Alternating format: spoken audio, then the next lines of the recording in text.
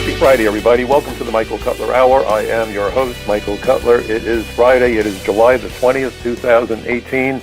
And as always, it's great getting together with you at the end of the week so we can play that infamous game of catch-up. And boy, there's stuff to catch up on. Today, I want to start out by telling you that we're going to take a hard look at the lies and the misinformation and the fact that you're not being given by the mainstream media on immigration and the way that this impacts the public understanding of the issue. But before we get into that, I want to provide a little bit of background for those of you who may be new to my program. I'm a retired senior special agent with what used to be the Immigration and Naturalization Service, the old INS, which was split up, mutilated, spindled, and folded in with a bunch of other agencies when the Department of Homeland Security was created, the DHS. It was so screwed up, in fact, I came to call the agency the Department of Homeland Surrender. And in point of fact, I'm going to read something to you after I tell you a little bit about some of the places where you can find my writings, most notably, of course, Front Page Magazine and The Social Contract. Of course, my own personal website is my own personal favorite, and that website, obviously, is at michaelcutler.net. But really, what I want you to think about is a statement that was given by John Hostetler, and this was back when a hearing was held by the House Immigration Subcommittee on Border Security, Immigration, and Claims. And the date of the hearing was May the 5th, 2005. I was one of the witnesses at that hearing, and the topic of the hearing was the dual missions of immigration enforcement agencies. And it was predicated on a notion that I had given to Congress before 9/11 that we needed to split the service side of immigration off from enforcement. In other words, the people that were doing the adjudications work, deciding on whether to provide citizenship or a green card or political asylum to aliens, needed to be made separate and distinct from the enforcement program. And the enforcement program, in my vision, stands on three legs of the enforcement tripod. The Border Patrol enforces the immigration laws between ports of entry, stopping those who would sneak in. They're not entering undocumented. They're entering without inspection. They're trespassing. They're entering surreptitiously. You've got the inspectors at the ports of entry who apply the law there. And the decisions they make about whether or not to admit an alien into the country, it's a decision I made frequently. I spent 4 years, my first 4 years at the INS as an inspector at Kennedy Airport, is governed by Title 8 United States Code Section 1182. That has nothing to do with race, religion, ethnicity, this nonsense that it's about one color of skin or one color of hair or religion or eye color. No, it's not that. It's about aliens with dangerous communicable diseases, aliens who are mentally ill, criminals, spies, terrorists, human rights violators, fugitives from justice, aliens who have been previously deported before, or aliens who would likely become a public charge, or if they worked, would likely displace American workers and or drive down wages for Americans and lawful immigrants similarly employed. There's nothing unreasonable about it. It's eminently reasonable. It makes good sense. But since when does good sense figure into the discourse in this country today? And this isn't a left-right issue. I'm a registered Democrat because I'm a labor guy, and now you've got the Democrats screaming, stop the deportation, stop raiding factories. But guess what happens when immigration agents raid a factory? They liberate jobs. You know, we always hear about the need to create jobs. Well, creating jobs takes time and money. You have to have an idea. You've got to get people to give you the money, whether it's by getting a loan or getting investors. It takes time. Then you got to build a facility, and maybe a year, 8 months, 5 years, who knows? Then you get to hire people. When you raid an employment situation the same day that the illegals go out the back door, the legal workforce comes in the front door, and it doesn't cost anything. Why on earth would members of either political party be opposed to it? Well, they're opposed to it because immigration, as I made the point when I was on Newsmax TV last week, isn't really about law enforcement anymore. It's truly a delivery system that delivers an unlimited supply of cheap, exploitable foreign labor, an unlimited supply of foreign tourists, an unlimited supply of foreign students, and for the immigration lawyers out there, an unlimited supply of clients for immigration lawyers. It certainly doesn't help the average American, does it? And the amazing thing are the Americans who are out there screaming, let's end ICE, let's end immigration enforcement, let's take down our borders. Read what the 9/11 Commission had to say. Or, if you don't want to do that, read what John Hostetler had to say at that hearing when he was the chairman of the House Immigration Subcommittee on border security and claims. And so truly a remarkable statement. I'm just trying to figure out where I should begin what he said, because he talked about how the creation of DHS, the way they dealt with immigration, violated the Homeland Security Act. The Homeland Security Act was passed in 2002, just about a year after 9/11, before the 9/11 Commission report was even done. But everybody knew that immigration failed. Immigration failures let the terrorists in. Immigration failures enabled them to hide in plain sight and move freely about the country as they went about their deadly preparations. And so let me read more of it than I had planned, because the more I think about it, I think it's really important for you to hear what John Hostetler had to say. Please pay attention. I know it's dry, it's not exciting, but boy, did he get it right. And as you listen to his words, remember that this guy at the time was a Republican and chairman of the House Immigration Subcommittee, and President George W. Bush occupied the Oval Office, a Republican. So you have a Republican arguing with a Republican president. Today, it seems like when that happens, they're arguing against Trump's desire to secure the borders and enforce the law. Back then, it was the exact opposite. Our country, while we weren't looking, did a 180-degree U-turn. That's really what has happened in America since 2005 when this hearing was conducted. So without further ado, let me get to it. This is his words now. The first two subcommittee hearings of the year examined in detail how the immigration enforcement agencies have inadequate resources and too few personnel to carry out the mission. By the way, folks, still the same problem, isn't it? The witnesses mentioned the lack of uniforms, badges, detention space, and the inevitable low morale of frontline agents who are overwhelmed by the sheer volume of incoming illegal aliens. If this were not enough, the immigration enforcement agencies also face internal confusion resulting from dual or multiple missions in which immigration has all too often taken a back seat. Sadly, contrary to Congress's expectations, immigration enforcement has not been the primary focus of either of these agencies, and that is the subject of today's hearings. The Homeland Security Act, enacted in November 2002, split the former Immigration and Naturalization Service, or the INS, into separate immigration service and enforcement agencies, both within the Department of Homeland Security. This split had been pursued by Chairman Sensenbrenner based on testimony and evidence that the dual missions of the INS had resulted in poor performance. Exactly what I said before. There was a constant tug of war between providing good service to law-abiding aliens and enforcing the law against lawbreakers. The plain language of the Homeland Security Act, Title D, creates a Bureau of Border Security and specifically transfers all immigration enforcement functions of the INS into it. Yet when it came down to actually creating the two new agencies, the administration, that is the Bush administration, folks, right? The Bush administration veered off course. Although the service functions of INS were transferred to U.S. Citizenship and Immigration Services, USCIS, the enforcement side of INS was split in two.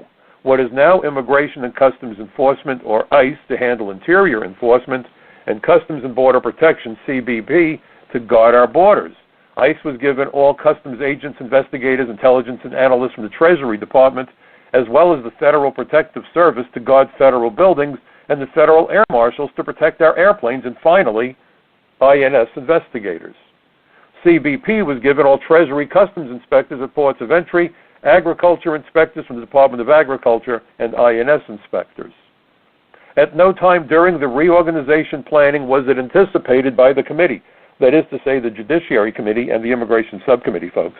At no time was it anticipated by the committee that an immigration enforcement agency would share its role with other enforcement functions, such as enforcement of our customs laws.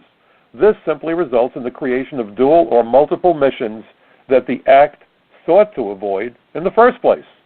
Failure to adhere to the statutory framework established by the Homeland Security Act has produced immigration enforcement incoherence that undermines the immigration enforcement mission central to the DHS and undermines the security of our nation's borders and citizens. It is not certain on what basis it was determined that Customs and Agriculture Enforcement should become part of the Immigration Enforcement Agency, except to require federal agents at the border to have more expertise and more functions. It is also unknown on what basis the Federal Air Marshal should become part of this agency, especially since it has been revealed that the policy is not to apprehend out-of-status immigration aliens who, when they're discovered on flights. If the mission of the Department of Homeland Security is to protect the homeland, it cannot affect its mission by compromising or neglecting immigration enforcement for customs enforcement. Now, this is the critical part also. Now, think about what you're about to hear. The 9/11 terrorists all came to the United States without weapons or contraband. Added customs enforcement would not have stopped 9/11 from happening. What might have foiled the al-Qaeda plan was additional immigration-focused vetting and enforcement. And so what was needed is a recognition that, one, immigration is a very important national security issue that cannot take a backseat to customs or agriculture. Two, immigration is a very complex issue, and immigration enforcement agencies need experts in immigration enforcement. And finally, three, the leadership of our immigration agencies, and I love this, should be shielded from political pressures to act in a way which could compromise the nation's security. Shield them from political pressures.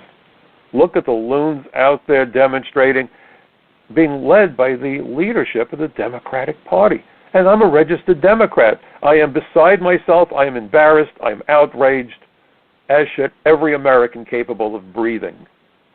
How in the world do you protect American lives and American jobs and national security by having no borders and permitting anybody who walks into this country to get whatever it is he or she wants? It's remarkable, because Chuck Schumer made a point that said that we need to have a 5-year federal law against people who trespass on critical infrastructure or landmarks, and he talked about how dangerous it was. This was around 2014.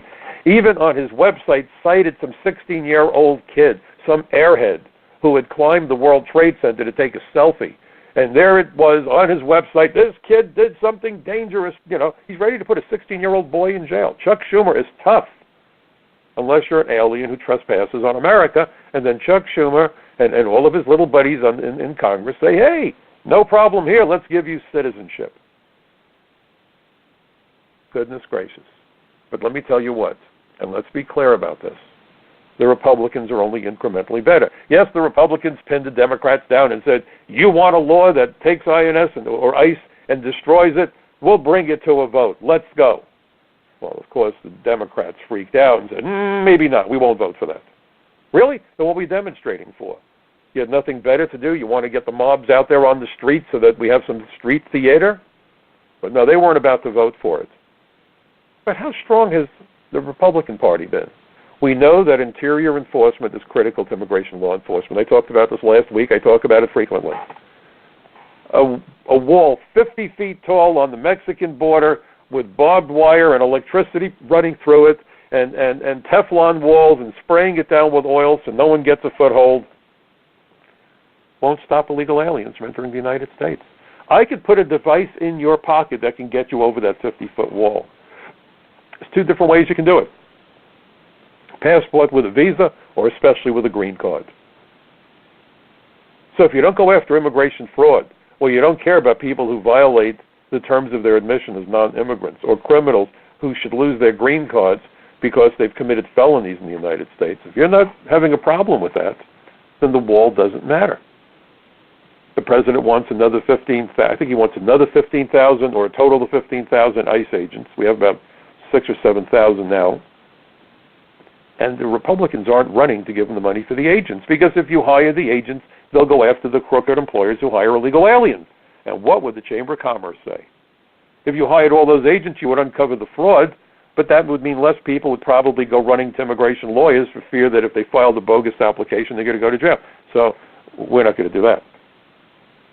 So for all the talk about, look at those Democrats, and they don't care about ICE, and the Republicans voted in support of ICE, and I have to tell you, as a former INS agent, I appreciated that vote of confidence and support. But if they really want to show support for immigration enforcement, if they really want to end the immigration crisis, put your money where your mouth is, hire the agents. Hire the agents. Mandatory E-Verify won't stop the employment of illegal aliens. Mandatory E-Verify is easily defeated by employers who hire illegal aliens off the books. The only way to find them is to go out on the streets and find out who's working in the factory. You walk into the factory and you see 48 time cards and 153 employees. You know there are people working off the books. This isn't rocket science, but it does take agents to do it. No agents, no cases. No cases, You're not stopping the employment of illegal aliens. It's very simple. You can put up all the signs on the highway that you want that say what the speed limit is, but that doesn't matter unless you put cops out there with radar guns and summons books. So this business about E-Verify is just like putting up speed signs on the highway, but not backing it up with cops with radar units and summons books. So what's the point to the exercise? To be able to say you did something? Please understand the nature, the magnitude, the scope of the problem and how it impacts us. And now we have lunacy here in New York that's beyond belief. This trial, or rather the indictment, not the trial, I'm jumping the gun, 12 individuals, part of a transnational gang from the Dominican Republic. Now, I don't know what the citizenship of these 12 thugs is. They may all have been born in the United States. But in this don't ask, don't tell environment, the Trinitarios, we know, are from the Dominican Republic. We just don't know where these knuckleheads are from, but it doesn't much matter because no one's going to tell you. And the city is certainly not going to tell ICE whether or not these people are here illegally, because no matter the fact that they killed a 15-year-old kid who wanted to be a cop, junior, a kid who was loved by the community, everyone knew who he was. And now you got all these reports, justice for Junior, justice for Junior. Type it into Google, see what pops up, justice for Junior. Everyone knows about poor Junior.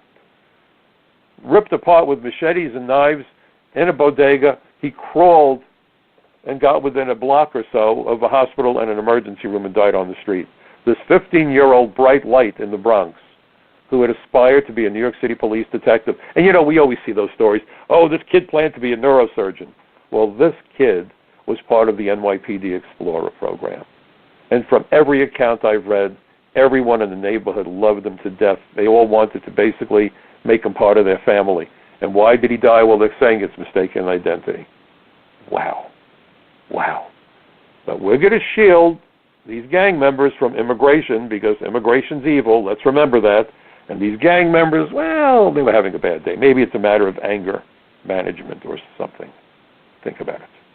Think about it. So on the day that these guys were arraigned for murder, New York City and New York State and 5 other states, geniuses all, were in federal court in Manhattan demanding that the federal government restore funds that had been taken from them for public safety because they stuck their thumb in the eye of the Justice Department and said, screw you, we're not going to do anything to help you get rid of criminals. And by the way, it isn't only criminals that pose a threat. When you look at how terrorists operate, sleeper cells don't have criminal histories. They go about their business very low-key. They smile, they wave, they look happy. Everything's great till they blow up a building or hijack an airplane. That's what a sleeper does. So you would think that we would say if you're not here legally, then we've got to do something about it. You have all these governors and all these mayors and some chiefs of police who are really the puppets of the mayors. Oh, we can't possibly enforce immigration laws. We won't get cooperation in the community. I'll tell you what, I was with the DEA Intelligence Division in New York for 4 years. One of my key responsibilities was to specifically use my immigration authority to cultivate informants. There's no better example of community policing and community cooperation than to walk into an ethnic immigrant community and have the people come up to you and provide you with information. And that happened every day of the week. It certainly happened when I was promoted to senior special agent and was assigned to the Organized Crime Drug Enforcement Task Force. But this doesn't square with the lies that you're being told in the media. If the mayors of those sanctuary cities are really concerned about the quote-unquote immigrants, they ought to be telling them, hey, if you fall victim to a crime and you're here illegally, don't worry about it. If you go to immigration, you can get a visa if you help the police find the guy who hurt you or find the guy who hurt your neighbor. They'll work with you. They'll reward you, not with money, but maybe even with a green card, but you got to come forward and cooperate. There is no greater incentive to get people to cooperate. Why then are we being told the fantasy? Oh, no one's going to talk to anybody if immigration works with the cops. Because these mayors and the politicians don't want to offend the businesses that are paying them. I mean, that's what a campaign contribution is. It's a quid pro quo. This is for you, and now this is what I want. Okay? They don't want to interfere with that. They don't want to interfere with the voters. They don't want to interfere with the apportionment of seats when they do the census and they count the illegal aliens along with everyone else. So that affects the apportionment of seats and funding, and it affects the votes in the Electoral College. So there are many reasons why you've got the Democrats screaming, let's abolish ICE, until they were told you're going to have to vote on it, and then we're going to pin you down, and then they ran like little chickadee-dees. Oh, we're not going to do that. No, we were just kidding. Ha! Don't you have a sense of humor? We didn't meet and dice. No, no, no, no, no. Really? Check out those videos. Check out those speeches. Check out those words. They're on video, folks. Can't take them back. They're out there forever. They got a life of their own. They got a life of their own. And you're talking about ending an agency that has a serious mission dealing with national security. Think of what John Hostetler had to say. The 9/11 terrorists all came to the United States without weapons or contraband. Added customs enforcement would not have helped stop 9/11 from happening. What might have followed Al-Qaeda was additional immigration focus, vetting, and enforcement. How crystal clear. How crystal clear. And by the way, New York City gets the lion's share of the funding for counterterrorism because New York has been shown repeatedly to be the prime target for the international terrorists.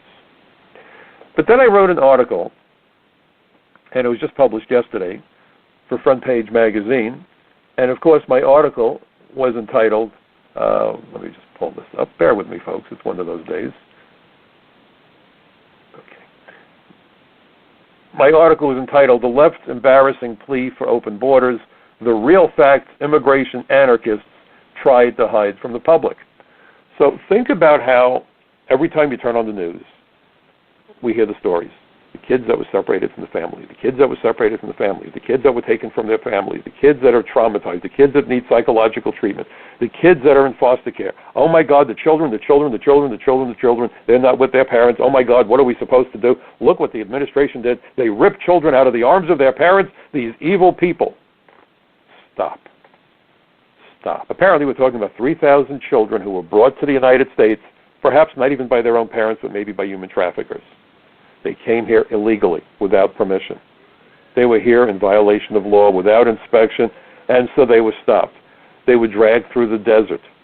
You know, if you leave a child in a car, there's a good chance that the police will come and take the child from you because you've endangered the child's life during the summer. You know, it's 120 degrees, leave the kid in the car, what happens? The kid dies. Drag a kid through the desert where it's 120 degrees, guess what might happen? The child might die. But somehow, if you drag a kid through the desert rather than leave the kid in a car with the windows rolled up, in one case, you're a criminal and deserve to lose custody of your child. In the other case, you're a hero. Really? And when you go down to that border, and I've been there, there's rattlesnakes and scorpions and poisonous insects. There's criminals. There's the weather. There's the conditions down there. How do you stop this from happening? You prosecute people. That's why we have crimes, and that's why crimes come with punishments. That's why Chuck Schumer said if you trespass, it should be a 5-year felony. New York City makes it a misdemeanor. It's only a couple of months in jail. That doesn't stop anybody. 5 years in jail will stop people. Unless we're talking about running the border, because that becomes a whole new story. Unbelievable. So we hear about these 3,000 kids every hour, on the hour, more frequently than the weather report or the traffic report. It's incredible. I know if I flip on the radio, we're going to hear about the kids, and we're going to hear some psychologists talk about the irreparable damage putting a child into foster care does. Foster care evil. Foster care mean-spirited. Foster care is terrible. We must not do this to children ever again because if you do it, you're destroying their lives. Okay. So, I went to a website, and if you go to my article at Front Page Magazine, and if you go and you read my article, I have a favor. Please post it on Facebook. Please send an email to your friends and zap them the link so they can see the article. Be part of my bucket brigade of truth. I'm tired of the BS. I'm up to here with the BS. It's overflowing. It's overflowing. In my article, I quoted the website known as Children's Rights, and there's a section on foster care. Foster care is evil. 3,000 kids brought here maybe by alien smugglers. If we gave them back to the alien smuggler and the child died, I guarantee you there'd be riots of people screaming, oh my God, they returned the kids to the smugglers. 70 kids at least were not picked up by their parents. You got to wonder if their parents really brought them here. But we keep hearing about the 3,000 kids. So let me give you a different statistic. And again, this statistic appears on the website Children's Rights. On any given day, fasten your seatbelts, folks. This is going to knock your socks clean off. On any given day, there are nearly 438,000. Let me read that again.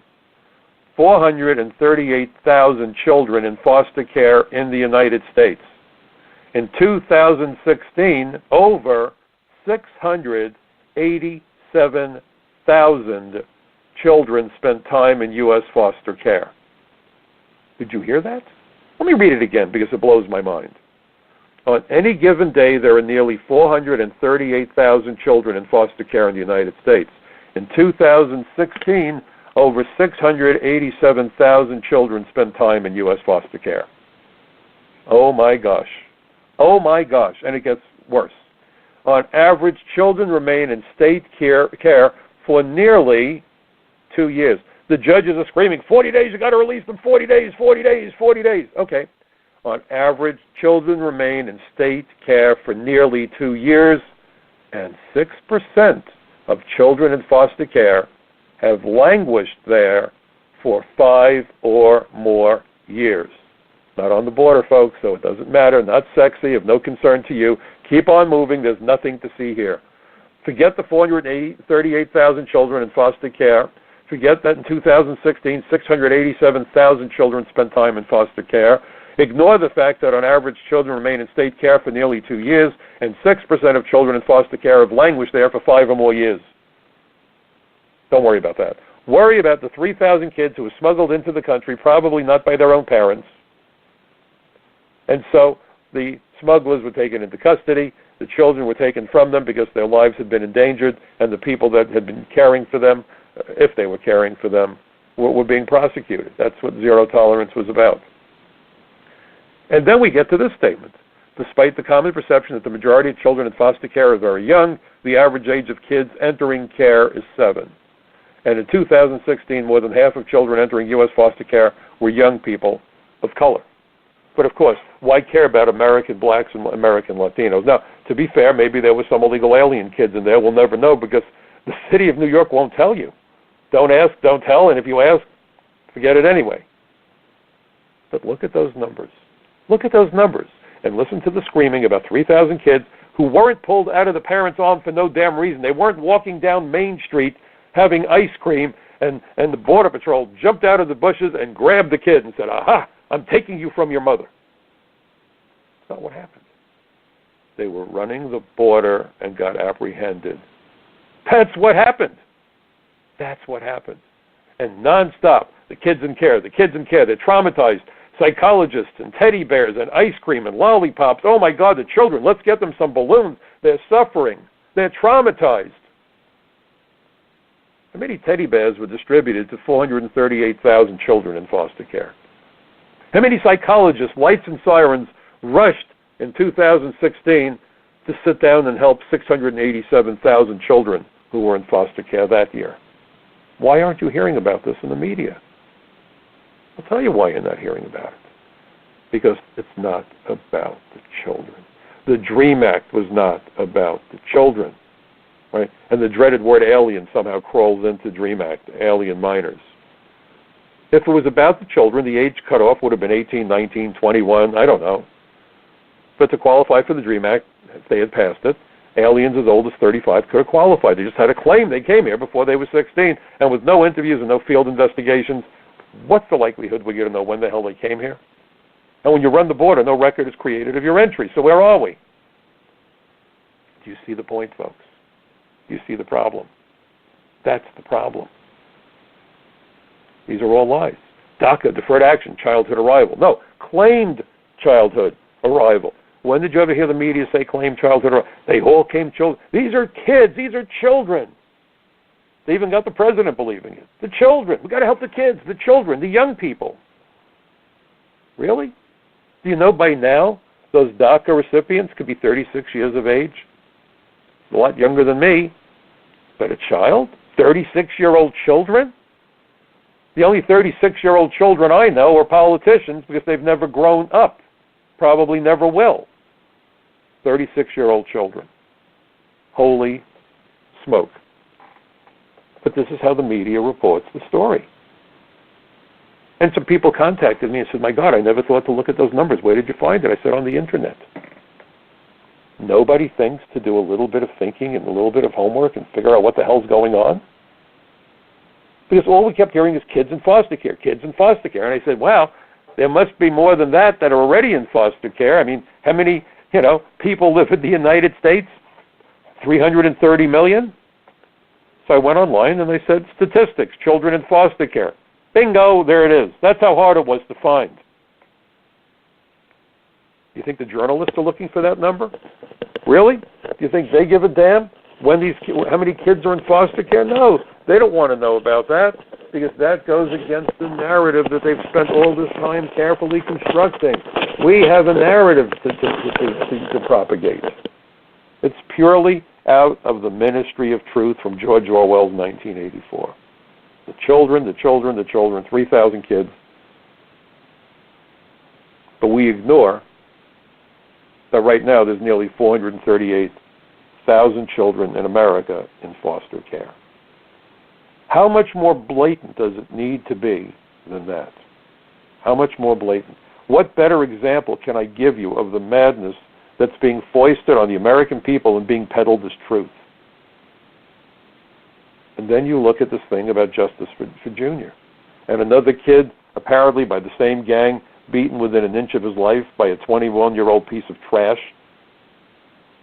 Guess how old the victim of the beating was? 14 years old, a little boy. Beaten to within an inch of his life. Stabbed and slashed and cut by somebody a third older than he is, right? 14 versus 21, do the math. So this thug damn near kills this kid, stabs him and slashes him and beats the snot out of him. But don't worry, because the mayor of New York is doing the right thing. Sure he is. He's going to protect the guy that beat that little boy. That guy needs protecting from evil ICE agents. I mean, the last thing you want. It takes my breath away. And then if you read the accounts, and I'm giving you a sneak preview because I have an article in the works for Front Page Magazine. So then you read the accounts. Now here's what's really dumbfounding. This is what really makes my head spin like a flipping top. Okay? They have something now, the city of New York, they are not without concern for these kids that are being set upon by gang members. It seems like every day somebody's getting attacked by a gang with knives. That's the new thing in New York. It's fashionable. It's fashionable. Buy Kevlar. They have certain kinds of Kevlar. They're better against knives. So when you go out and you buy Kevlar, make sure that it's good against blades, because it seems to be the weapon of choice these days. And which makes sense. I mean, New York is anti-gun. So, of course, get knives. Brilliant. So they have something now that's being referred to as the, I'm trying to think of the words, the Haven Initiative. Safe Haven Initiative. There we go, the Safe Haven Initiative. Well, you can't imagine the creativity that we have here in New York City. Who could have thought of this kind of brilliance? Certainly, I'm not smart enough to do this. I mean, we've got some true leaders and brilliant people in New York, and that's why it's the Big Apple, because we have geniuses running around making policy decisions. The Safe Haven Initiative requires shopkeepers, you're going to love this, to intervene if a child comes running into their store being chased by a bunch of knife-wielding thugs with swords and knives and maybe guns, I don't know, baseball bats, brass knuckles, what do you like? The shopkeeper is now going to be responsible for protecting the child. It's the Safe Haven Initiative. Doesn't that sound delightful? Don't you hear the delightful music playing? Now, I guarantee you the shopkeeper has no guns because this is New York City. So the shopkeeper is supposed to vault over the countertop and I guess put on his red cape real quickly. I don't know if there's phone booths anymore in these stores. Put on his red cape and say, stop, and save that child from the marauding gang with the knives and swords and blades and chains and whips and guns and baseball bats, because we now are going to have a Safe Haven Initiative in New York City. And, listen, this is brilliant. The cops are going to teach the shopkeepers how to do this. Have we lost our complete flipping minds? The Safe Haven Initiative, so that some kid runs into a store being chased by a dozen gang members, and the shopkeeper is now expected to jump to the child's rescue. Holy smoke. Does it get more insane than that? That the day that these 12 pieces of garbage were being arraigned and charged with murder, New York City and others are suing the Justice Department. Give us our money. It's $25 million on the line. I think $4 million was supposed to go to New York City. Give us our money, and we won't cooperate with you anyway. Folks, this is the Twilight Zone. Almost be a skit from Saturday Night Live if it wasn't true. The fact that it's true makes me believe that we need to change the motto of the United States when you walk into a port of entry. Forget e pluribus unum. Baloney. Forget that. Put up, abandon all hope, all ye who enter here. The insanity, the chutzpah, I don't know, what do I call this? What do you call it? The idea that we're going to shield criminals from immigration authorities that want to arrest and deport them. I can't have that happen. Al Capone went to jail, not for extortion, not for murder, not for bootlegging, not for prostitution. Al Capone went to jail for tax evasion. That works. He committed tax fraud, he lied, and he went to jail. Got him off the street. That was the issue. When you have truly evil people, you do whatever it takes to get them off the street so they can't hurt anybody. You would think. You would think. So what do we do here? Well, we're not going to use immigration enforcement. No way, because the immigrants, and remember, every alien in the minds of these folks in their fantasy world are all immigrants, and they're all wonderful people, and when they kill and stab and rape and behead people and do all kinds of crazy crap, there was a story about some guy that took a chainsaw to his wife in front of his children. He was previously deported, I don't know how many times. I was on Gary Sutton's program on WSBA this morning. He was all worked up over it. And so his wife unbelievably survived. I don't know what kind of life she's going to have after being mauled. I don't know what other words to use. Dismantled by a chainsaw, blood spattered on the kids. You think they're going to... But I believe that the city where that happened in Pennsylvania is also a sanctuary, so Mr. Chainsaw doesn't have to worry about ICE because he'll be protected. This is national suicide. This isn't xenophobia on my part, folks. It's madness on their part. I'm first-generation American. I'm a lifelong registered Democrat. I'm embarrassed to say it. I'm embarrassed to say it. Maybe there should be a registry for people who are registered Democrats so that, I don't know what to say. I'm mortified. The only thing I do say to people is that Democrats aren't really Democrats. I don't mean people like me. I mean the nitwits that run the party. And what a party it's turned into. And then we've got this woman in Queens running around saying, occupy the border, occupy immigration, no more immigration, no more immigration. Well, maybe no more immigration isn't what she thought it was. It doesn't mean stop them. It means bring everybody in and make no exception. This is what now passes. Is this really what the Founding Fathers had in mind when they started the American Revolution? I sit here on Friday nights, and it's, I guess, cathartic. Because on a daily basis, my head wants to explode. It wants to explode or spin around like rotor blades and lift off and fly away, never to be seen again. How can you reconcile everything you know and believe in with the madness that comes out of our politicians? How do you go to sleep at night and feel safe when you have no idea what the hell's going to happen by the time the sun comes up in the morning with these clowns in charge and the threat of terrorism and gangs and all this other garbage coming at us from 15 directions? And no, I'm not paranoid and I'm not xenophobic, but we used to have an expression in law enforcement that just because you're paranoid doesn't mean you're followed. Well, I'm not being paranoid, but if anyone scares me, it's not the criminals, it's the politicians. It's the politicians that took an oath of office. It's the judges who scream about immigration law enforcement being unconstitutional. It's not unconstitutional, folks. Article 4, Section 4, the states are supposed to be protected from invasion by the federal government. I think that these thugs charging into America, coming across the border, coming in as stowaways on ships, flying into international airports, and doing that kind of damage, I think it suffices and meets the definition of invasion. Really it does. And what are we doing about it? Bupkis. Absolutely bupkis. I don't even know what to say or where to begin. That's the problem. That's the problem. Pardon me. We look at this lunacy and you try to make sense of it. You look at children being stabbed to death and killed, and the city of New York says that the shopkeepers will now take care of them. We have hundreds of thousands of kids in America in foster care and no one talks about it. But when 3,000 children are smuggled across the border, many by human traffickers, would you put them back with the human trafficker if you didn't know if the person that brought them was really the parent? How does a 2-year-old tell the agents whether or not the guy or gal with them is really their parent? It would be the height of irresponsibility for the president or for the Justice Department or for the Border Patrol to simply turn 2-year-old and 18-month-old children loose in the so-called care of the people who brought them here when we're not even certain if they're related.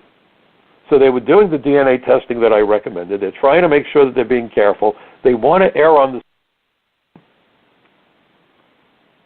And what we're hearing is about foster care traumatizes kids. So again, I ask, if foster care is traumatic, what's being done to address the 438,000 children who are in foster care as you listen to this program? What's being done about them? When do they get the teddy bears, the hugs, and the psychologists? When is that coming their way? You see, understand the level of cynicism, the manipulation of the facts. This has never been in America before. This is new. We've imported mental illness, and I'm not sure where it's coming from. But you have to be a resident of a mental institution to not see how crazy this is. You know, we used to make arrests in New York City when I was, especially up at the Drug Task Force. It was very common. You'd go into, you would take somebody out, you were charging them with huge quantities of heroin, they were looking at life in jail, we were taking machine guns. In one case, a team from ATF took hand grenades out of a house. If those individuals have children, they're not staying with the kids. So child welfare used to accompany us on raid. If we went on a major raid, high chance of violence and so forth, if you looked at the caravan of vehicles, sometimes we had social workers from child welfare with us, and sometimes the last vehicle was an ambulance in case things went real bad. And by the way, next time you see a procession, the motorcade for the President of the United States or other world leaders, you'll almost always see the last vehicle as an ambulance, just in case something goes terribly wrong. Makes sense. So child welfare would come in, and they would look at the squalor where the children lived, and they would take the kids out of the apartment, and everybody was okay with that. And die at the hands of their parents, because the parent is crazy, or a drug abuser, or alcoholic, or God knows what. There was a story a couple of weeks ago. It brought me to tears. A child with autism, the mother starved the child to death. Wow. And immediately people said, why didn't they take the child out of that house sooner and separate the child from his mother? Nobody in the media complained about that.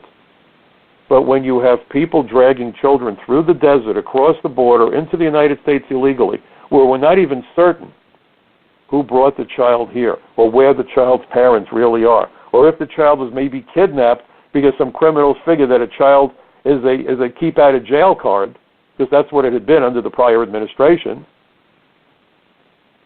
you would think that, somebody would say, well, thank God they're being careful to not just turn these children back over to these adults, because maybe they're smuggling parents. Who the hell knows?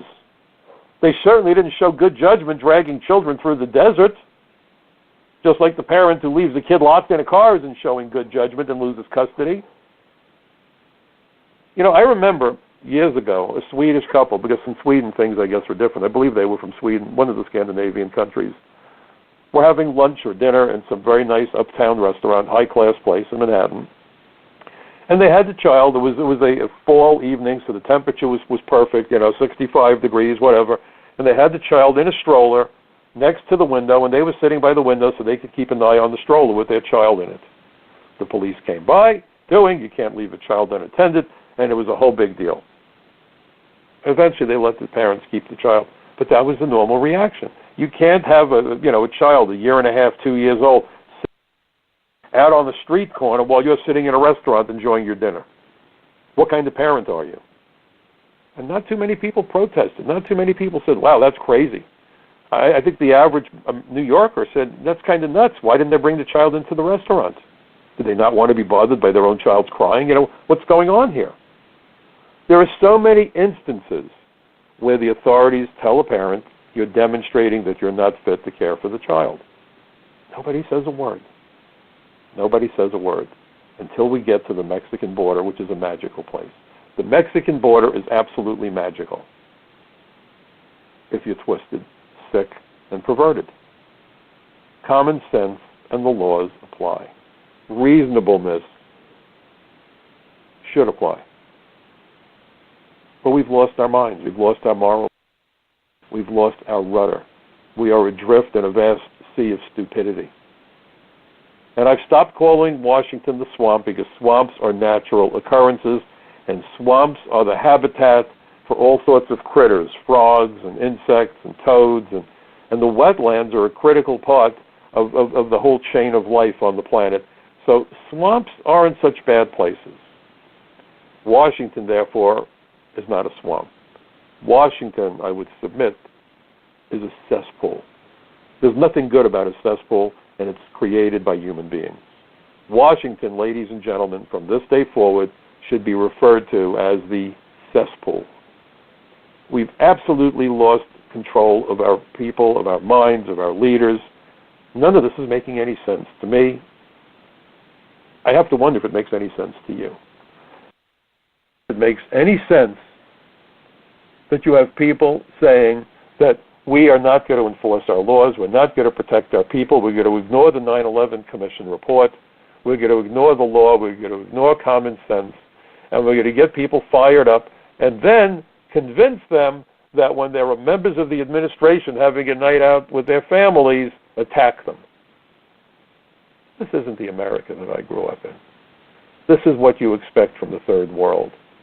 In America, we're supposed to be respectful of the people we agree with and the people we disagree with.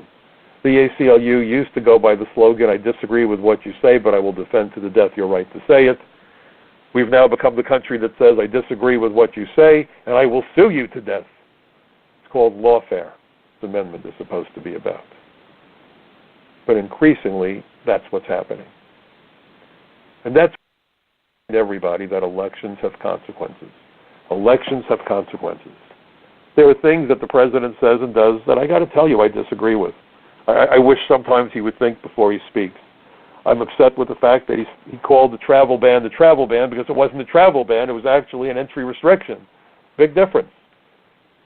And it wasn't because of an executive order that those people were kept out of the United States. It was because of a proclamation that under Title 8, United States Code Section 1182F, the president has that authority to issue a proclamation if he believes that the entry of any aliens or any class of aliens, either as residents or non-immigrants, as immigrants or non-immigrants, would be detrimental to the interests of the United States.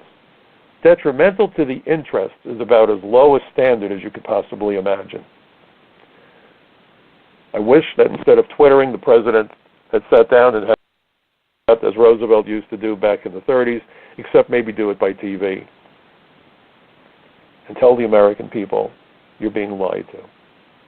You're being lied to. President Carter invoked the same section of law, 1182F, Title 8, when Iranians overran the U.S. Embassy in Tehran. As Commander-in-Chief, the President has ultimate responsibility for public safety and national security. He's the Commander-in-Chief of all federal agents and Commander-in-Chief of all armed forces. We can't protect our country from our enemies if they can gain access to our country. The mission of ICE, the next time you hear someone scream about dismantling ICE, the mission of ICE basically is an extension of the armed forces. There's over 1 million, by the way, over 1 million members, enlisted men and women in the armed forces right now. And you've got about 6,000 ICE agents. Just think of these contrasts. 37 6,000 ICE agents. 45,000 people at TSA, 6,000 ICE agents. Have I made my point? 15,000 FBI agents, 6,000 ICE agents.